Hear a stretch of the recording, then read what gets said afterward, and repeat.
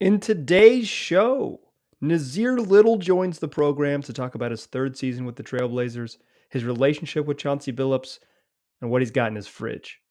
Welcome to Locked On Blazers. Let's get into it.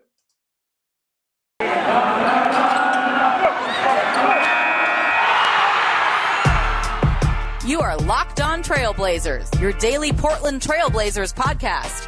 Part of the Locked On Podcast Network. Your team every day. What up, world? It's your past first point guard and Trailblazers reporter Mike Richmond. Listen to another episode of Locked On Blazers, part of the Locked On Podcast Network, available wherever you get podcasts. And now also on YouTube. We're trying to get to 1,000 YouTube subscribers by Halloween. We're up over 700. We're pushing towards 1,000, but we can't reach our goal without your help. So if you're listening to the show and you haven't subscribed, please go to YouTube right now and subscribe to Locked On Blazers. I would really appreciate it. Today's episode of Locked On Blazers is brought to you by McDonald's, proudly serving community since 1965. McDonald's has always been more than just a place to get tasty, affordable food. It's an unofficial community center. So a big thank you to McDonald's for always being there. I'm loving it. Today's show is a very special one because we are joined by none other than Trailblazers forward Nassir Little, fresh off the 6-man role in Wednesday night's season opener when he was the first Trailblazer off the bench. So what we're going to do today is hear a little bit from my conversation with Nas. So without further ado, let's get into it. Now that you've had a night to sleep on it, what do you think of day one? I thought it was good. I felt like, for the most part, we did what we were supposed to do. I think we played hard. We had energy. We executed solidly. I think we'll improve over time. We got a lot of new coaches, new players coming in, so we kind of still learning how to mesh together. But I think that was a pretty good start for us. What was the focus like in practice today? This is like your first sort of post-game practice. What was it like? It was more so just of, the guys that played a lot just got shots. The younger guys, we scrimmaged, but prior to that, we did some defensive walkthrough stuff just to kind of clean up some of the confusion we had on the pick and rolls and our coverage on the weak side. You think that was the biggest issue? Because for me, that was the problem. It's just like point of attack, and then you guys got caught in rotations, and that seemed to be like kind of the biggest thing. Yeah, I think we did a good job of containing the pick and rolls, but we gotta have better effort, on the backside and our closeouts. I think we got to do better also of straight line drives and penetration because it forces the help to kind of overreact. So if we can kind of make guys veer off path just a little bit more, I think it'll make our defense better. Yeah, it's just keeping people out of the paint because once they get 2 feet in the paint, then it's a problem. What are you like as like reviewing? Do you want to see all your shots? Do you want to see all your possessions, or are you like, okay, I know what happened. Let's go ahead and get to the next one. Yeah, I'm the type. I like to watch myself because you sometimes when you're playing or you think you're doing something, but you're not really doing it as hard as you think you are. So like, especially on games that are bad, you think you're playing hard and then you watch yourself and you're just disappointed. Like you see, the lackluster effort. You see the times where you kind of were tired or you could have went a little bit harder. And when you see it, it's easier to hold yourself accountable and make yourself aware. So I personally like to watch it.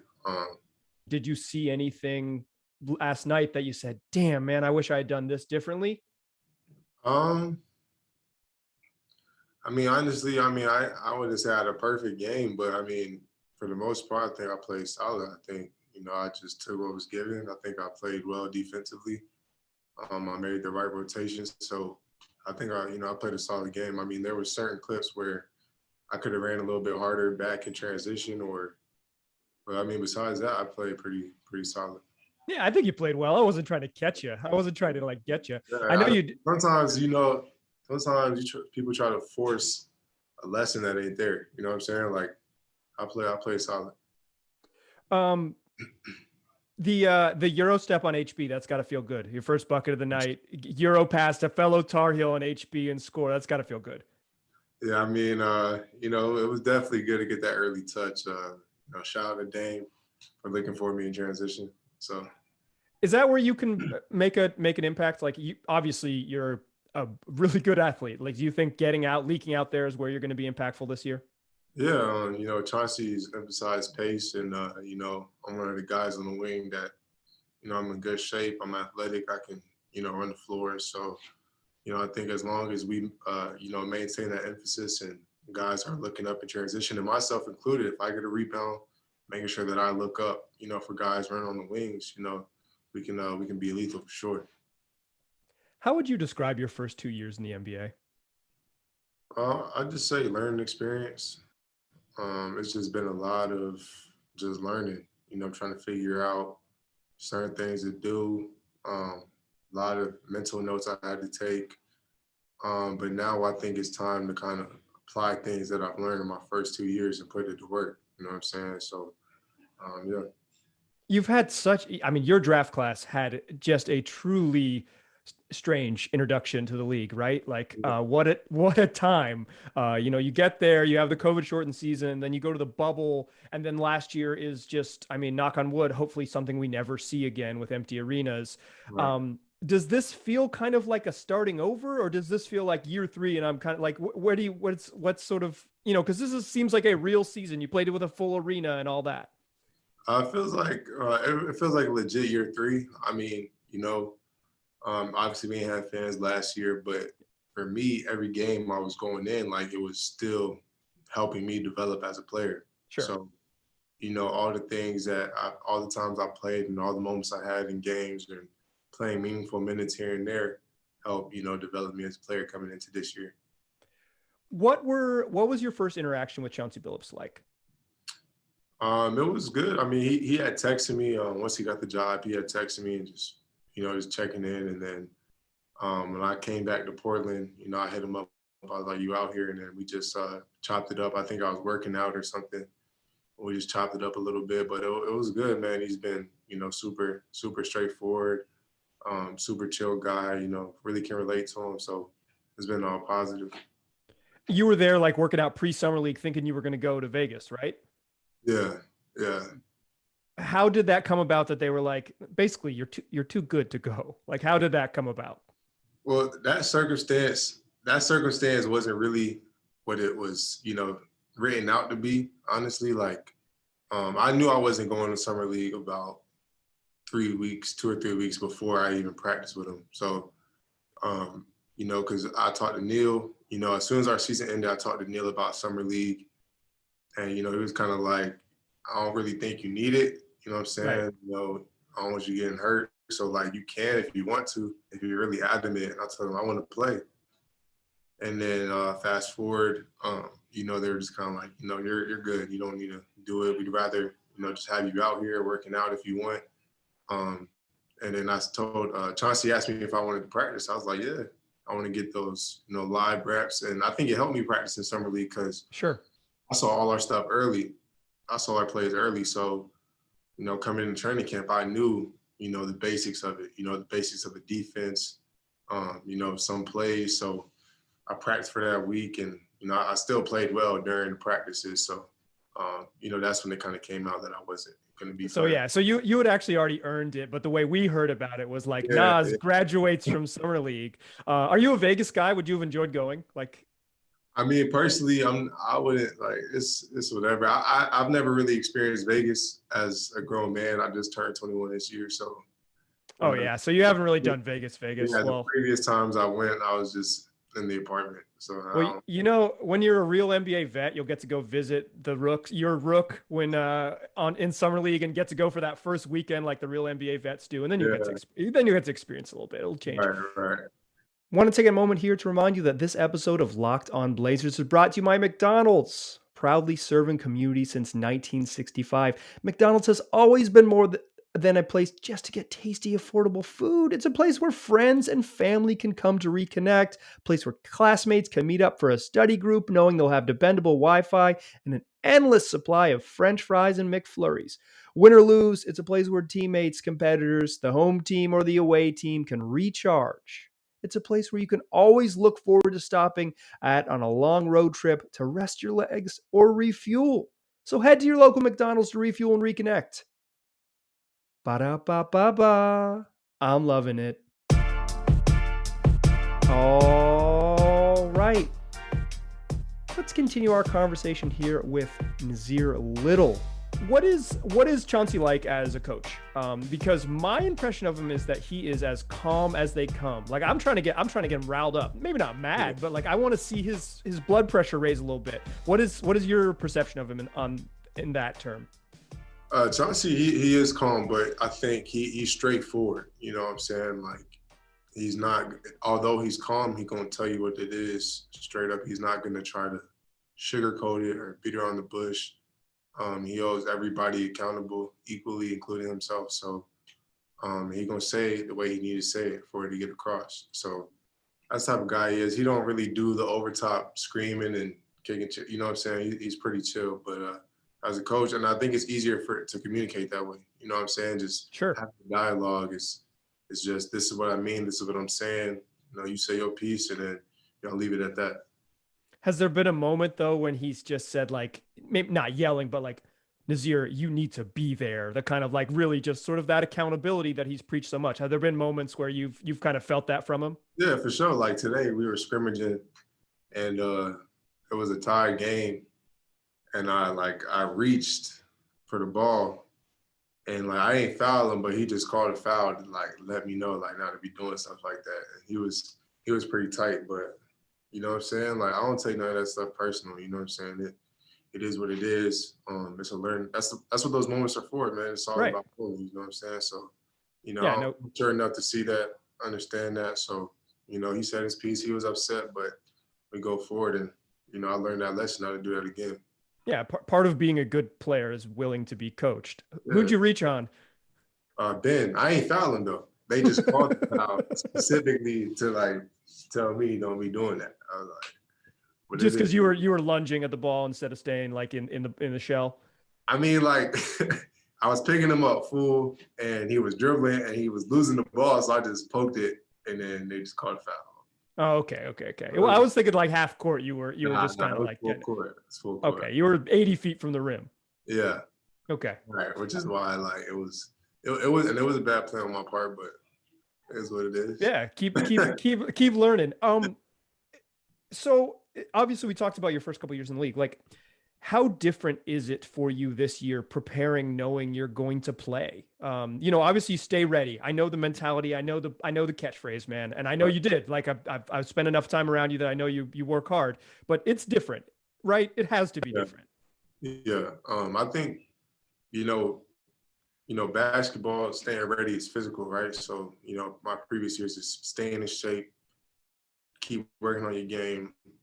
This year, like going into the games, it's more of a mental staying ready where like before the games, like my focus is greater. You know what I'm saying? Like I'm not on my phone. Like I'm not just doing whatever. I'm not watching TV or playing video games before the game or just chilling or walking around like or BSing with me about Carolina and Duke in the locker room. I could kind of catch you rookie year BSing about Carolina basketball. Yeah, it's got to be different this year. It's just different. Like I'm allowed to, I just focus a little bit more, locked in on the scout more. I know what I'm doing. I know what I'm supposed to be locked in on when I get into the game. So it allows me to have a deeper mental focus. Is it as defined as like, cause you come in, you're the first sub off the bench.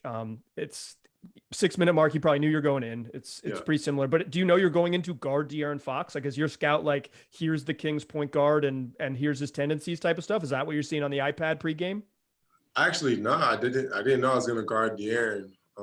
It's just more of I think cause I'm versatile defensively, it's kind of like, it is what it is. It doesn't really matter. It's more of, I came in, Dame and CJ carry the offensive load, you know what I'm saying? So, I can guard De'Aaron, and I think I'm one of the guys that I can make things harder because of my length, speed, quickness, strength. I have the tools to be able to mix it up on all those different kind of guys. So I came in, and Dave's like, "Yo, you got De'Aaron." It's just like, all right, let's do it. You know what I'm saying?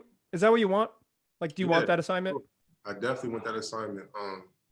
I think that's just a way for me to just continue to make a name and allowing myself to showcase that type of stuff keeps you on the court. So, and it's really good for your teammates and the coaches to believe in you and just casually like, hey, bro, you got De'Aaron, who's one of the fastest guards in the league. You know what I'm saying? And nobody bats an eye at that. You know what I'm saying? So I think that's something that's pretty cool. Yeah, it's different for let's try Nas. Like hey Right. Nas, give us 4 minutes, let's try this. As Like, opposed to be nah, we like, want you to guard him. Like yeah, it means a lot for sure. what does that mean to you? Like, what does that responsibility mean? Because that's what everybody wants. Yeah, I mean, it's a challenge I got to take. Just being ready, and I got the opportunity, and there's people that believe that I can do it. So now it's time to kind of prove them right, prove myself right, prove those that believe in me right, and just simply do it. I mean, you've since I've known you, you thought you were a good NBA player. Yeah, Did it like at 19, you told me I can play and I can score in this league. yeah. The confidence is a requisite for the job. You literally could not do your job without the confidence. But does it change getting real game reps? I mean, you're one game into this season, but your confidence like that you've always believed, does it change now that you're getting this opportunity? I mean, a little bit. I mean, I think that it kind of, confidence is a tricky thing, man. You get confidence from the work you put in. So Sure.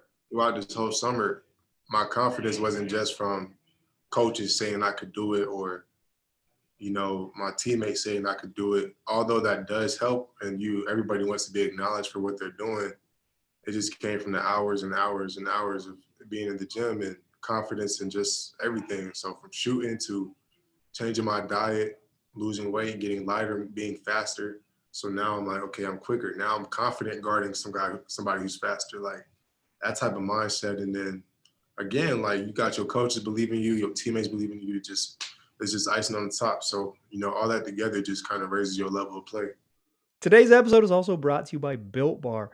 Look, I've been telling you about Built Bars for a long time because it's the best tasting protein bar on the market, but I've also been enjoying Built Bars in my home for just as long. My personal favorites are cookies and cream and peanut butter brownie, but there's something for everyone. If you go to built.com right now, whatever your flavor palette is, you'll find something. If you're into the fruity flavors like strawberry or new or orange or new strawberry puff, you'll find it there. If you want something a little more classic and chocolatey like salted caramel or double chocolate, that's also available right now too. So, like I said, you'll find whatever you're into. You'll find a Built Bar that meets your taste buds. But they're not just delicious. They're also packing a punch, healthy as well. How about this? 17 to 18 grams of protein, 130 to 180 calories, 4 to 5 grams of sugar, and no more than 5 grams of net carbs. All tasty, all healthy. Go get yourself some. Go to built.com right now and use the promo code LOCKED15. You'll get 15% off your order. That's promo code LOCKED15 for 15% off at built.com. Still a pass first point guard. Still Mike Richmond. You're still listening to Locked On Blazers. Let's hop back into my conversation with Nassir Little. How'd you change your diet? What are you eating now? Or what have you cut out? What are you not eating now? I guess is a better question. Man, I just, cut out like, just the days where I would eat fast food and I didn't eat fast food consistently, but, the moments where I would eat some fried chicken or Sure, have a hamburger or eat Chipotle and get a large bag of chips, like stuff like that, I don't do that no more. So I just kind of locked in, making sure I'm eating more vegetables, drinking more water, all that type of stuff, man. It was fairly simple. Yeah. My chef, she did a great job making everything easy for me. So when I get home, there's a meal in there. I just heat it up and I eat it. And it just makes it easier. I don't have to think about what I'm going to eat. And that was my struggle my rookie year, just because I had to do them. I ain't have no chef, you know what I'm saying? Right. So I had to figure out, like, I can't cook. So, like, trying to figure out how I'm going to eat, you know what I'm saying? Your options are relatively limited, you know what I'm saying? So once I kind of just made that investment, that's really what it is, man. It's a little bit expensive, but it's an investment that can eventually, be a benefit for me in the long run. Yeah, I mean, you're investing in the whatever 30-year-old Nas at 21. It's like Right. you got to keep the body right. What could you cook rookie year? Give me like if you're at your house, you're open up the fridge, you got like a Gatorade in there. What else you got? Oh man, rookie year, I probably had some in the fridge. Probably had some fruit and water, bro. Like and like condiments. Like I don't really, Yeah. even now, like I don't really have because it's just me. I don't really have like stuff just in the fridge. Like Sure. pantry is literally like when my chef cooks, there'll be some fruit in there, condiments, and then like that's really it. You know what I'm saying? I might have like there might be some Ritz crackers in my like, you know what I'm saying? I don't really have stuff Snacks. that like if my friends come over and they hungry, like we gotta order you something, but I don't have nothing just laying around. Yeah. You're making Uber Eats orders is what you're doing. That's it. So now that you remind me, I might have to just get some snacks just in case something. Yeah. When you leave a facility today, hit up the Whole Foods just close by, get yourself something good. Where do you need to sharpen up your game to be the contributor you want to be this year? I think is for me the biggest thing, and I think I did a good job last night, is just pace, like making sure that I'm not getting sped up. I think one play specifically, the play where I hit the three in the corner. Yeah. The biggest thing to me on that play was Ant pitched it up, I think, or Dane pitched it to me. I tried to attack, got cut off, and I brought the ball back out. And I swung it to Dame. And I think that play was big to me because it showed my maturity and, okay, I don't have nothing, bring it back out. Whereas I feel like if, maybe a year ago or maybe a month ago, I probably try to do some spin move or try to run the guy over, like something like that. And I think just not forcing it, just kind of seeing what the defense giving me is going to be the biggest thing. I mean, my shot I wanted to be. I'm going to continue to work on it, obviously, but I think just my pace is going to be the biggest thing. And yeah, for sure. So that play you're talking about, you get on the left wing, you size the guy up. Are you seeing like if one move I got him and that one move doesn't work and then you reset? Like give me your process there. Like take me through what you're thinking, what you're seeing there. Because I know exactly what you're talking about. I mean, the thought process is when you throw it up in transition, you want to flatten the defense, right? So when, whoever it was that threw me the ball, I want to bring it down to the corner because it makes the help side flatten. And if I swing it up top, there's more space. Whereas if I stay on the wing, my guy's up. So if I give it back to Ant, my guy's next to Ant. Whereas if I bring it down, I swing it, there's more space. So that's kind of what it was. And when I'm driving it, I'm looking to score. But I see the guy coming over, so I was like, okay, nothing there. So then I swung it back, and that's why Dame ended up having a good look because of that. So that's really all it was. Do you have to sort of recalibrate what you see yourself as from like a star to a hustle guy? Like, has that changed from your sort of mentality from when you came in the league? Like, not that you can't be a star, but like what you're going to be asked to do on this specific team is provide some energy. Is that something that's changed for you, or did you always kind of figure out what your role was early on? I knew what it was coming in. Like, I knew coming in I wasn't going to be no star for the Portland Trailblazers my first year. Like that was never. And I think even more so now I'm going to have more of a role now offensively than I did, my first year, just because I've improved and I've earned that right. So, I mean, it's just a matter of just kind of doing what you can, like just playing within yourself.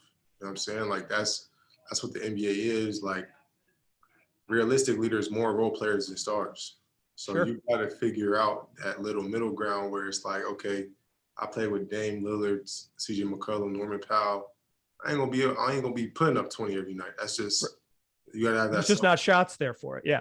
So it's like, how can I impact the game? You know what I'm saying? And that's just what you got to figure out if you want to stick in the league and be successful as you can. That's the type of stuff you got to come to terms with. And then eventually, if I do my part and something happens, and then my role expands, and it expands. But currently, I'll just do what I can. And Chauncey's done a great job of being straight up with me on what he want me to do, and it's allowed me to just be like, okay, I'm doing this, this, and this. I'm gonna do that to the best of my ability. I ain't got to put up 40. I ain't got to freaking try to break guys down with the dribble, and I don't have to have 10 assists. You know what I'm saying? Like I know what I'm supposed to do, so it allows me to do those jobs to a better ability. Does that give you comfort knowing you're like having someone be very straightforward in your role? Is there some comfort there? Sure. It just makes everything easier. I'm not guessing. I'm just sure. Like I know the shots that he wants me to take. I know the shots that I can make. They watch me work out every single day, so they know what I'm capable of doing. So it's like if I do something in the game, say if I miss, I'm not worried about Chauncey like, nah, we don't want that. You know what I'm saying? If I'm open in the mid range, like I haven't really shown that yet in the league a lot, but you know, I'm a really good mid range shooter. So now I'm like, and Chauncey's told me that, and I work with Steve Hetzel, who's told me like, bro, like that's your game. Like just play your game. So it's like now if I shoot a mid range pull up and I miss, it's not like, what is he doing? That's a terrible shot. Like Right. that's his game, but he just missed. You know what I'm saying? And that gives you confidence and allows you to play at a higher comfort level.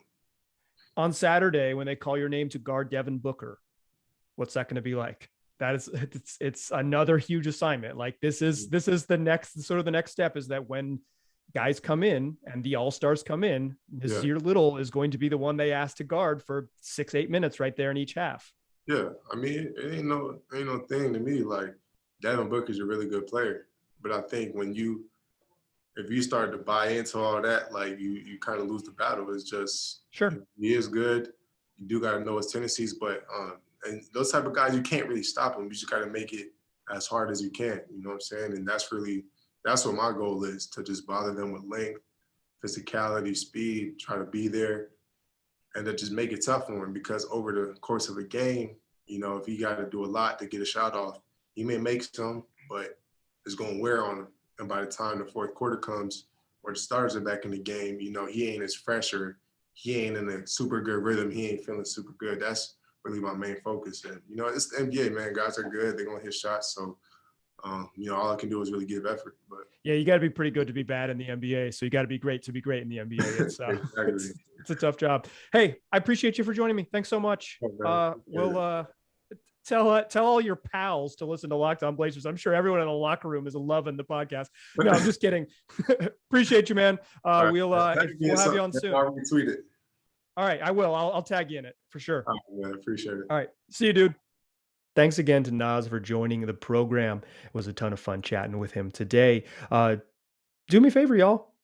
If you haven't already subscribed on YouTube, go ahead and do that right now. Subscribe on YouTube. If you're holding your phone in your hand, listening to this podcast, go to YouTube right now and subscribe. If you're watching this on YouTube and you haven't subscribed, just smash that button right down there, please. Let's get to 1,000 by Halloween. Can't do it without your help. Let's follow the goal. Let's do it with me now. Blazers play a game Saturday night. They played the Phoenix Suns. We just talked about a little bit with Nas there at the end of the show. We will have a recap of that game. Look for it in your feeds Sunday afternoon or very, very early Monday morning. We will have mailbag next week. We're going to have some game recaps. We've got an interview next week. Jason Quick of The Athletic is going to join the program. Locked On Blazers in full swing. It is regular season, and we are going to have 5 episodes every day of the week, free wherever you get podcasts and on YouTube. So make Locked On Blazers your first listen every day. Start your day listening to the program. Learn what you need to know about the Blazers. It's the only daily Portland Trail Blazers podcast. So get on board. Join the fun. And if you're new, welcome. I'm happy to have you. If you're a longtime listener, happy to have you too. Thanks for sticking with me. Appreciate you listening. Talk to you soon.